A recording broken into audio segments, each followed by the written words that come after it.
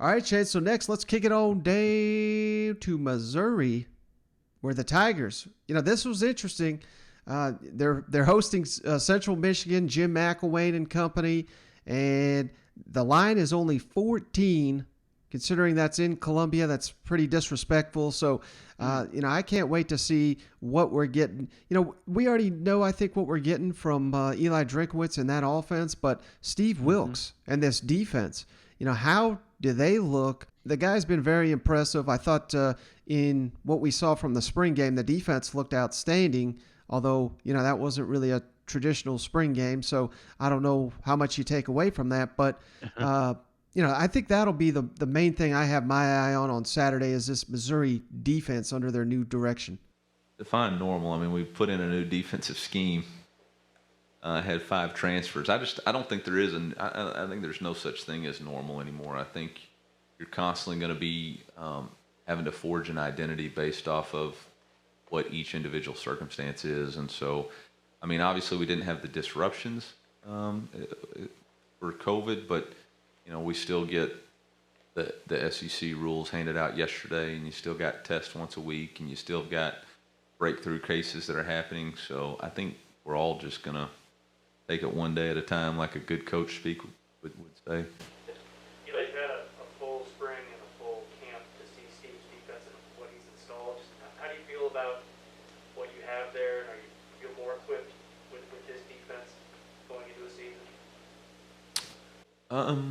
Yeah, I mean, I feel very comfortable with the scheme that we're trying to install, and I feel like our defense is very comfortable in what we're asking them to do and the rules that are, the adjustments that they have. But we haven't been tested by fire yet. We haven't had the adversity of being down or giving up points on a scoreboard, and so we're going to have to see how all that comes together, whether it's our defensive staff working together, whether it's me reacting to what occurs in the game or making adjustments, defenses giving up a big play and figuring out how to fix it on the sideline. So I think there's a lot of questions that still have to be answered. I have a lot of confidence. Obviously, Steve's been coaching football for a long time and knows what it takes, and our staff knows what it takes. But, again, just like anything else, until you really do it, you're not going to be quite sure where the deficiencies are and what has to be fixed. The lines aren't a super commonplace for true freshmen. Coach, is there a message that you send to the players about channeling that nervous energy that might be unique to week one?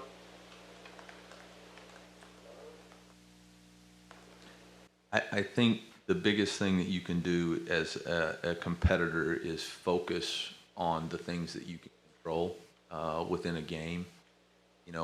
When you play in a game, really all you can control is the attitude and effort that you play every play with. And then you can control knowing your assignments and executing those at a high level. I think what happens, whether it's game 1, game 6, any game, big moments, you lose focus in the moment, whether it's the previous play or the worry about the scoreboard or worried about what people might say or what the fans' reaction to it is. We have a this play philosophy where the only thing that matters is this play and focusing on executing this play.